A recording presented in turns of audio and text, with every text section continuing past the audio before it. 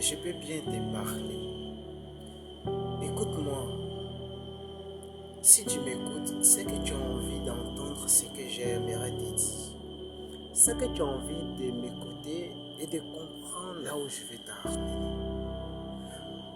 Tu sais, nous vivons actuellement dans un monde très très grand. Un monde qui est grand et que tout ce que nous faisons, nous croyons que ça se cache parce que le monde est très grand. Mais rien ne se cache. Rien ne se cache. Tout ce que nous faisons se révèle.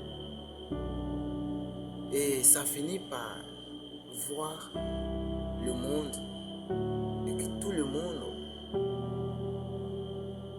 retrouve notre trace. Ce que j'ai à te dire ce soir, c'est que si tu pratiques l'hypocrisie, la jalousie et que tu passes ton temps aussi à critiquer des gens négativement, arrêtez. Il faut arrêter parce que ce n'est pas là le bon chemin de ta vie. Le bon chemin de ta vie, c'est d'arrêter de critiquer, d'arrêter de faire la jalousie, d'arrêter l'hypocrisie, fera rien pour toi. Ce qui peut te faire quelque chose, c'est que tu te concentres sur ta vie. Si tu te concentres sur ta propre vie et que tu essaies de progresser toi-même, tu verras que le miel et le lait couleront dans ta maison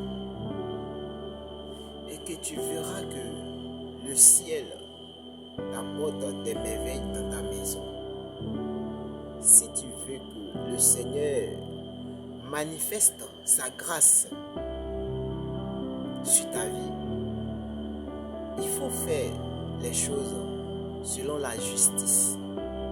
Parce que tant que tu ne pratiques pas la justice dans ta vie, tu essayes de dire à Dieu qu'il y a certaines choses qu'il doit arrêter de faire pour toi. Mais comme Dieu, il est bon, il essaye toujours de nous pardonner et il nous pardonne toujours.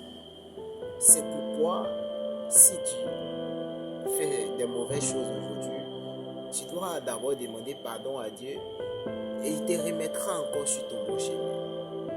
Tu sais, c'est quoi la jalousie? La jalousie, c'est une prison mentale.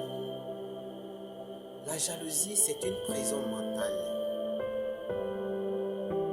La jalousie, c'est quelque chose que nous pratiquons, nous n'arrivons pas à mieux vivre. Et celui qui pratique la jalousie, c'est une personne qui manque toujours de la satisfaction de ses désirs.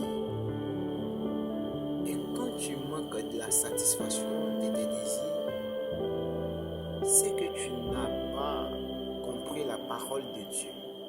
Parce que Dieu dit que ce soit un grain de maïs et qu'on te demande de diviser en 1000 morceaux pour partager à 1000 personnes, si ta part, les 1000 morceaux, si tu partages, que tu gagnes une petite partie, si tu manges, il faudrait que cette petite partie te suffise.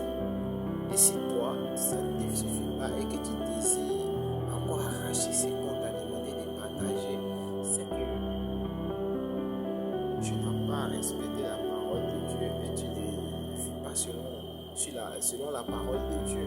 Tu vis selon tes propres désirs. Et quand tu vis selon tes propres désirs, qu'est-ce que Dieu peut faire pour toi? De toi à moi. Qu'est-ce que tu veux que Dieu fasse pour toi si ce que Dieu te dit, tu n'écoutes pas? Moi, je veux que tu me dises et que tu me présentes et que tu me dis, ouais, ce que je veux que Dieu fasse pour moi, c'est telle chose et telle chose et telle chose. Parce que à ne pas marcher sur la parole de Dieu, il n'y a rien d'autre que Dieu peut faire pour toi. Ciao. que c'est lui